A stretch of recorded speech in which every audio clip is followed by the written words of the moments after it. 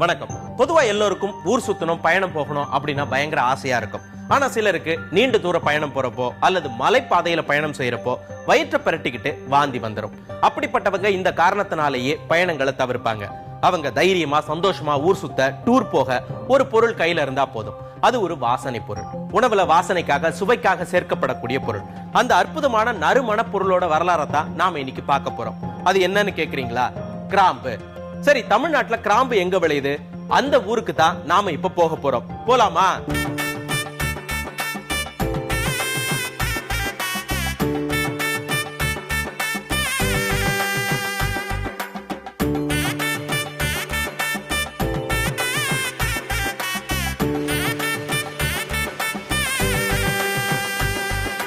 நான் இப்ப கன்னியாகுமரி மாவட்டத்தில் இருக்கக்கூடிய மேற்கு தொடர்ச்சி மலைகள்ல இருக்கேன். உலகத்திலேயே தரமான கிராம்பு விளையக்கூடிய இடங்கள்ல இது முக்கியமானது. இங்க இருக்கக்கூடிய கரும்பாறை, மாராமலை, அஷம்பு, பாலமோர், பத்துக்காணி, ஆறுகாணி போன்ற மலைகள்ல கிராம்பு அதிகமாகவே விளையுது.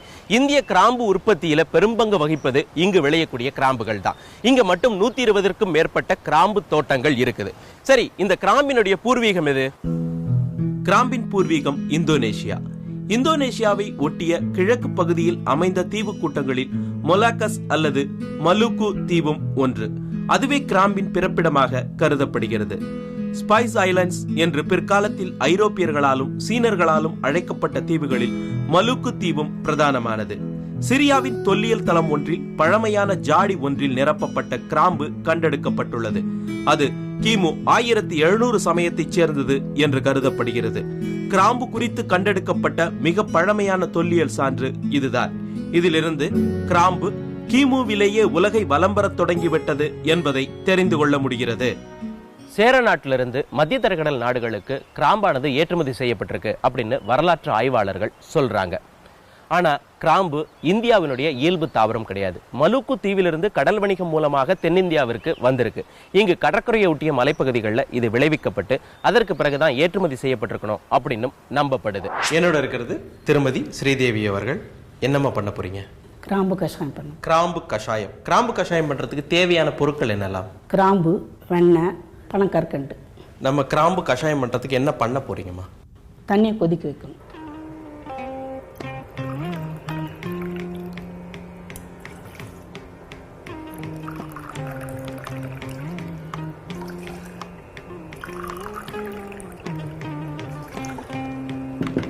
அப்புறம் 5 கிராம்பை சேர்த்துக்கணும். அதனுடன் பொடி செய்த 10 கிராம்பு பொடி. இப்போ இது எவ்வளவு நேரம் நம்மளுக்கு கொதிக்கணுமா? இது அந்த ஒரு கப்பு வர வரைக்கும் சுண்டி கொதிக்கணும். ஓகே, ஒரு கப் அளவா? ஒரு கப்பு வந்துகிட்டுல ஒரு கப்பு வர வரைக்கும் கொதிச்சு வரணும். இப்போ இது சுண்டி வர வரைக்கும் நம்ம வெயிட் பண்ணலாம். சிந்துபா 1001 அரேபிய இரவு கதைகள்ல வரக்கூடிய கற்பனை கதாபாத்திரம். இவன் இந்தியாவிலிருந்து கிராம்பு உள்ளிட்ட வாசனை பொருட்களை வாங்கி சென்று வியாபாரம் செய்ததாக கதை சொல்லப்பட்டிருக்கும். பல நூற்றாண்டுகளுக்கு முன்பாகவே அரபு வணிகர்கள் இந்தியாவிலிருந்து மிளகு, கிராம்பு, ஏலக்காய் போன்றவற்றை வாங்கி சென்று பிற நாடுகள்ல வியாபாரம் செஞ்சிருக்கிறாங்க. மத்திய தரைக்கடல் பகுதிகளில் கிராம்பை கொண்டு சென்றவர்கள் இந்த அரபு வணிகர்களே. இவங்க தான் கிபி 4ஆம் நூற்றாண்டில் ஐரோப்பிய கண்டத்திற்கும் இந்த கிராம்பை கொண்டு சென்றார்கள். சுண்டி வந்துருச்சு, இப்போ வடிகட்டணும். கொதிச்சது போதும் இல்லையா? ஓகே, நல்ல வாசனையும் வந்துருச்சு, நம்மளுக்கு போதும். இப்போ அடுப்பு நிறுத்திக்கலாமா? நிறுத்திக்கணும். ஓகே.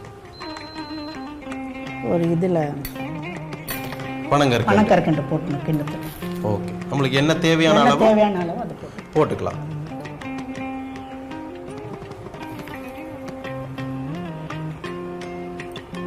இப்போ நம்மளுக்கு கிராம்பு கஷாயம் ரெடி.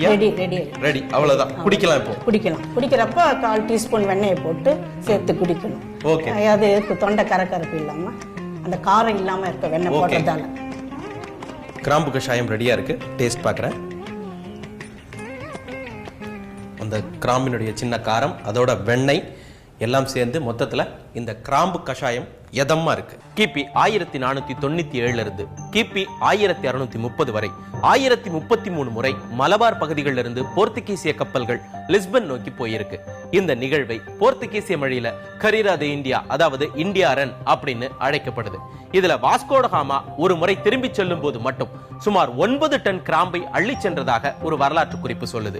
மிளகு, கிராம்பு, ஏலக்காய் உள்ளிட்ட வாசனை பொருட்களை கொள்ளையடித்து செல்ல போர்த்துகீசியர்கள், டச்சுக்காரர்கள், பிரெஞ்சுக்காரர்கள், பிரிட்டிஷ்காரர்கள் செய்த காலனி ஆதிக்க அரசியல் இந்திய வரலாற்றில் மட்டுமல்லாமல் இந்தோனேஷியாவின் வரலாற்றிலும் பெருந்திருப்பங்களை ஏற்படுத்தியது. உலகத்தை முதலில் கப்பலிலேயே வலம் வந்தவர்களாக கருதப்படுபவர்கள் போர்த்துகீசிய கடற்பயணியான மெகலனின் குழுவினர்தான். இவர்கள் ஸ்பைஸ் ஐலண்ட்ஸ் என்று அழைக்கப்படும் இந்தோனேஷியாவின் கிழக்கு கடற்கரை பகுதிகளில் இருந்து ஏராளமான கிராம்பை அள்ளிச் சென்றார்கள். கிபி 1522 அவர்கள் டன் டன்னாக கிராம்புடன் போர்ச்சுகலை அடைந்த பொழுது அவர்களுக்கு படு உற்சாகமான வரவேற்பு அளிக்கப்பட்டது. அதற்கு காரணம், அப்போது 1 கிராம் தங்கத்தை விட 1 கிராம் கிராம்பு அதிக விலை மதிப்பு கொண்டதாக இருந்தது. கிபி 1605 போர்த்துகீசியர்களை வீழ்த்தி மலுக்கு தீவை டச்சுக்காரர்கள் தங்கள் வசப்படுத்தினாங்க. இந்த உலகம் கிராம்புக்காக தங்களை மட்டும்தான் நம்பி இருக்கணும் அப்படிங்கக்கூடிய பேராசை டச்சுக்காரர்களுக்கு வந்தது. அதனால தங்கள் கட்டுப்பாட்டுல இல்லாத மற்ற தீவுகளில் விளைந்த கிராம்பு மரங்களை அவங்க வெட்டி வீழ்த்தினாங்க, தீ வச்சு கொளுத்தினாங்க. இது அங்க வாழ்ந்த பூர்வகுடி மக்களை கோபப்படுத்துச்சு. அதற்கு காரணம், அந்த பூர்வகுடி மக்கள் கிராம்பை தங்களுடைய குழந்தைகளாக பாவிச்சாங்க. ஒரு குழந்தை பிறந்தா கிராம்பு மரம் வைக்கணும் அப்படிங்கிறது அவங்களுடைய வழக்கமாக இருந்தது. கிராம்பு நல்லா வளர்ந்துச்சு அப்படின்னா குழந்தைகள் நன்றாக இருக்கும் அப்படிங்கிறது அவங்களுடைய நம்பிக்கை. இதனால பூர்வகுடி மக்களுக்கும் இந்த டச்சுக்காரர்களுக்கும் இடையே போர் நிகழ்ந்தது. இதுல பூர்வகுடி மக்கள் தோற்று போனாங்க, டச்சுக்காரர்களுக்கு அடிமையாகி போனாங்க. இது கிராம்பு வரலாற்றில் நடந்த சோகம். என்னோட இருக்கிறது திருமதி செல்வி குணசேகர் அவர்கள். என்னம்மா பண்ண போறீங்க? கோலாபுரி எக்கு கறி. கோலாபுரி எக்கு கறி. இதுக்கு முக்கியமான இன்கிரீடியன்ட் என்ன? கிராம்பு முக்கியமா. கிராம்பு தான் முக்கியம் இல்லையா? கிராம்பு தவிர நம்மளுக்கு வேற என்னெல்லாம் வேணும்? ஆயில், மிளகு, பூண்டு, இஞ்சி, தேங்காய், உப்பு, ரெட் சில்லி, வேக வைத்த முட்டை, தக்காளி, கசகசா, மஞ்சள், ஆனியன். இப்போ நம்ம கோலாபுரி முட்டை மசாலா பண்ண போறோம் இல்லையா? அதுக்கு முதல்ல என்னமா பண்ண போறீங்க? எண்ணெய் ஊற்றி இந்த மசாலாலாம் வறுத்து அரைச்சிக்க போறோம். கிராம்பு முதல்ல கிராம்பு இல்லையா? அடுத்தது என்ன சேர்க்க போறோம்? மிளகு.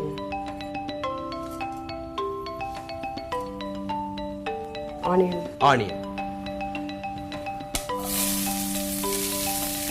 ஆனியன் வந்து சார் நல்லா மெரூனா வரணும். ப்ரௌனிஷா வந்தோம்னா அதுக்கப்புறம் தான் மற்றதெல்லாம் போடலாம். ஓகே.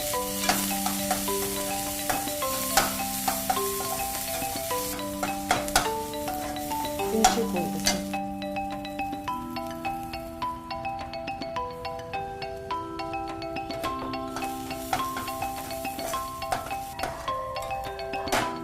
அடுத்தது காஞ்ச மிளகாய்.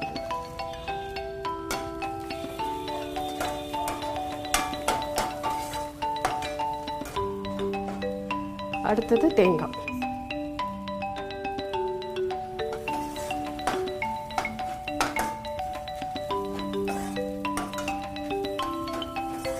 இதுக்கப்புறம் என்னமா சேர்க்க போறோம்? இதுக்கப்புறம் கசகசா. கசகசா அது கொஞ்சமா போட்டா போதும். கொஞ்சம் போட்டா போதும். ஒரு டீஸ்பூன் அளவுக்கு போட்டா போதும். அது என்னன்னா சார் அரைக்க முடியாது அது. அதனால ஒரு 5 நிமிஷம் 5 மினிட்ஸ் பிஃபோர் வந்து ஊற போட்டுடணும். ஊற வச்சது இல்லையா? ஆமா சார். ஏன்னா அது ரொம்ப வாசனையா இருக்கும். இப்போ மஞ்சப்பொடி. மஞ்சப்பொடி கொஞ்சமா.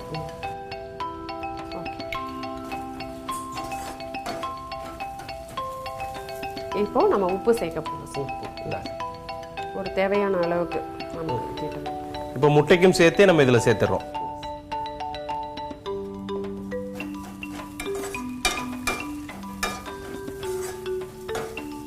அடுத்தது தக்காளி. தக்காளி.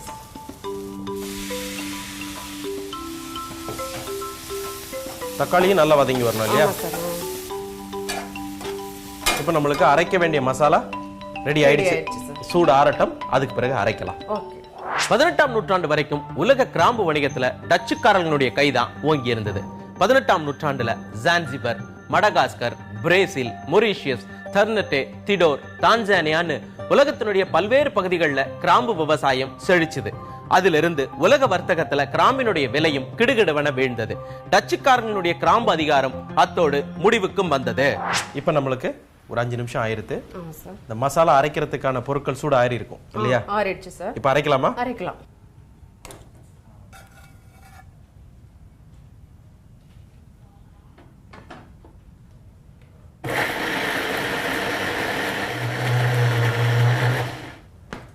மசாலா ரெடி ஆயிடுச்சு சார். இதில் முட்டை போட்டு கொதிக்க வச்சு இறக்கி விட்டுட்டா போதும்.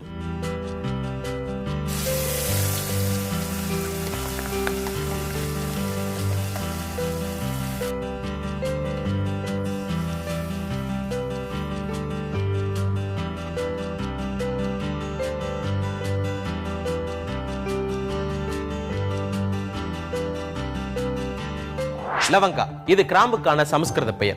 இந்த சொல் மலாய் மொழியில் கிராம்பை குறிக்க பயன்படும் பழமையான வார்த்தையான புங்க லவங்கா என்ற வார்த்தையிலிருந்து உருவாயிருக்கு. இந்த வார்த்தை பழமையான புத்த சமண இலக்கியங்களிலும் ராமாயணத்திலும் குறிப்பிடப்பட்டிருக்கு. சரகர் எழுதிய பழமையான மருத்துவ நூலான சரக சம்ஹிதையிலும் லவங்கம் குறிப்பிடப்பட்டிருக்கு. சரி, கிராம்பு என்ற பெயர் எப்படி உருவாச்சு? நாம் பயன்படுத்தும் கிராம்பு என்பது செடியின் மொட்டுகள். அந்த மொட்டுகளை பறித்து காய வைத்துதான் கிராம்பாக நாம் பயன்படுத்துகின்றோம். அது பார்ப்பதற்கு நகம் போல் இருந்ததால் அதை லத்தீன் மொழியில் கிளவஸ், அதாவது நகம் போன்றது என்று அழைத்தார்கள். அதிலிருந்துதான் ஆங்கிலத்தில் கிராம்பை குறிக்கும் சொல்லான கிளவ் பிறந்தது. போர்த்துகீசியர்கள் இதை கிளவோ த இந்தியா, அதாவது இந்தியாவிலிருந்து பெறப்பட்ட நகம் போன்ற வாசனை பொருள் என்று அழைத்தனர். இதை சுருக்கமாக கிளவோ என்று அழைத்தனர். இந்த கிளவோ என்ற சொல்லில் இருந்துதான் கிராம்பு என்று நாம் பேச்சு வழக்கில் பயன்படுத்தும் சொல்லானது உருவானது. அஞ்சுகம், உர்க்கடம், கருவாய் கிராம்பு, சோசம், திரளி, வராங்கம் போன்றவை கிராம்பை குறிக்கும் பிற தமிழ் சொற்கள். கோலாபுரி முட்டை மசாலா ரெடி. கோலாபுரி முட்டை மசாலா ரெடியா இருக்கு. டேஸ்ட் பார்க்குறேன். அந்த கிராம்பினுடைய வாசனை தூக்கலா இருக்கு. இந்த மசாலா காம்பினேஷன் சூப்பரா இருக்கு. மொத்தத்தில் இந்த கோலாபுரி முட்டை மசாலா தூள். பண்டைய சீனாவில் ஹன் சாம்ராஜ்யத்தில் ராஜா கிட்ட யாராவது பேச போறாங்க அப்படின்னா வாயில கிராம்பை போட்டு மென்னுட்டு போகணும் அப்படிங்கக்கூடிய கட்டுப்பாடு இருந்திருக்கு. காரணம், கிராம்பு வாய் துர்நாற்றத்தை போக்கக்கூடியது அப்படிங்கிறது தான். பண்டைய ரோம்ல இந்த கிராம்பானது வாசனைக்காகவே சமையல்ல சேர்க்கப்பட்டிருக்கு. இந்த கிராம்புல இருந்து அந்த காலத்திலேயே பல்வேறு வாசனை திரவியங்களும் அவங்க தயாரிச்சிருக்கிறாங்க. பண்டைய ரோம் சந்தைக்கு கொஞ்சோண்டு கிராம்பை எடுத்துட்டு போய் பல்வேறு பொருட்களை வாங்கிட்டு வந்துருவாங்களாம். அந்த அளவுக்கு கிராம்பு பண்டைய ரோம்ல விலை மதிப்பு மிக்க பொருளாக இருந்திருக்கு. கிராம்பு நல்ல வெதுவெதுப்பான ஈரப்பதம் உள்ள சூழ்நிலையில் நன்கு வளரும். நல்ல வடிகால் வசதி கொண்ட மணல் கலந்த களிமண் நிலம் கிராம்பு சாகுபடிக்கு மிகவும் ஏற்றது. கடல் மட்டத்திலிருந்து சுமார் 1000 மீட்டர் உயரம் வரையிலான பிரதேசங்களில் வெப்பநிலை 20 முதல் 30 டிகிரி செல்சியஸ் இருக்கும் இடங்களில் இது நன்றாக வளரும். கிராம்பு விதைத்த ஓர் ஆண்டில் பெரிய நாற்றாக வளரும். அதை இடம் பார்த்து நடவு செய்ய வேண்டும். 4 அல்லது 5வது ஆண்டிலிருந்து அறுவடை செய்யலாம்.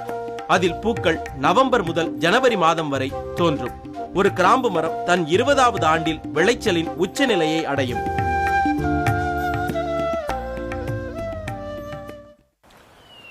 கிராம்பு எண்ணெய்.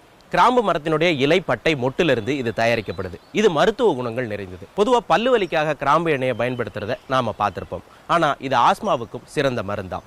தேன், வெள்ளை வெங்காய சாற்றோடு 3 சொட்டு கிராம்பு எண்ணெயும் சேர்த்து இரவுல தூங்குறதுக்கு முன்னாடி சாப்பிட்டோம்னா ஆஸ்மா, சுவாச பிரச்சனைகள் தீரும் அப்படின்னு சித்த மருத்துவம் சொல்லுது.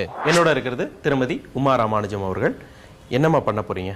இன்னைக்கு ஹோம்மேட் கிராம்பு என்ன பண்ண போறேன். இதுக்கு என்னெல்லாம் பொருட்கள் தேவைமா? இதுக்கு கிராம்பும் ஆலிவ் ஆயில் மட்டும் போதும். ஓகேம்மா. இப்போ எங்களுக்காக நீங்க இந்த வீட்டிலேயே செய்யக்கூடிய கிராம்பு எண்ணெயை செஞ்சு காமிச்சிடுறீங்களா? செஞ்சிடலாம் சார்.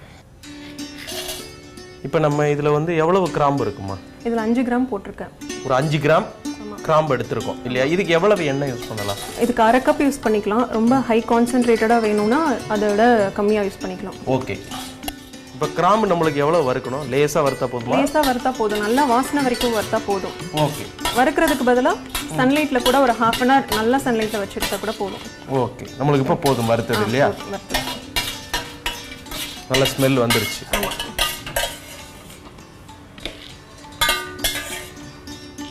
இப்போ நம்ம வறுத்துட்டோம் கிராம்பு இல்லையா?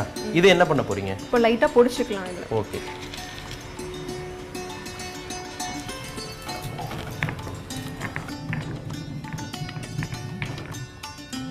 இப்போ நம்மளுக்கு கிராம்பு பொடி பண்ணியாச்சு. இதை நீங்க என்ன பண்ண போறீங்க? இப்போ இந்த மாதிரி ஒரு சீஸ் கிளாத் இல்லனா ஒரு ஒயிட் கிளாத்ல அதை போட்டு நல்லா ஒரு நூலை வச்சு டைப் பண்ணிக்க போறேன். ஓகே.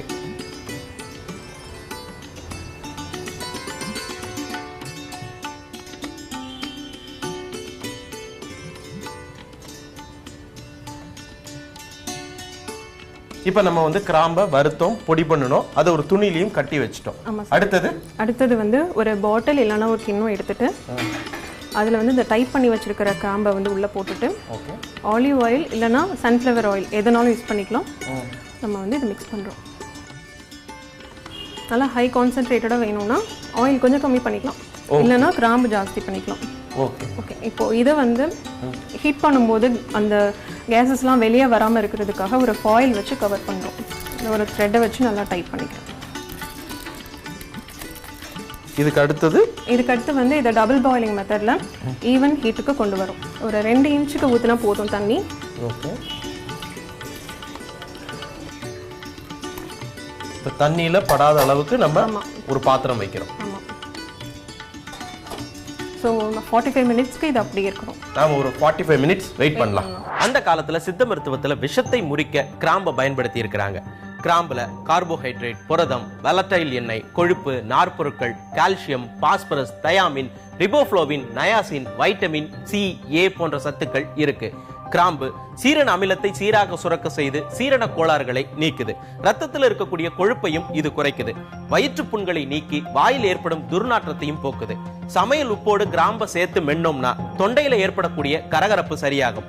பல்வலி, ஈறுகள்ல வீக்கம், பல் சொத்தை, பல்கூச்சம் போன்ற பல்வேறு விதமான பல் நோய்களுக்கும் இந்த கிராம்பு நல்ல மருந்து. நம்ம இப்போ ஓபன் பண்ணி பாத்துடலாமா? பாத்துடலாம் சார். ஓபன் பண்ணுங்க. இதை நம்ம வந்து எவ்வளவு நாளைக்கு நம்ம வச்சிருக்கலாம், எப்படி வச்சிருக்கலாம்? 40 நாள் வரைக்கும் இதே பாட்டிலில் மேலே ஒரு மூடி மட்டும் போட்டு வச்சுக்கலாம். 40 டேஸ் க்ளீன் ஹேண்ட் யூஸ் பண்ணினோம்னா அதை விட ஜாஸ்தியாகவே வரும். ஓகேம்மா. பயணங்கள்ல வாந்தி வர்றதை தடுக்கிறதுக்கு கிராம்பு கை கொடுக்கும் அப்படின்னு சொன்னேன் இல்லையா? அதை எப்படி பயன்படுத்துறது அப்படிங்கறத சொல்ல வேண்டாமா?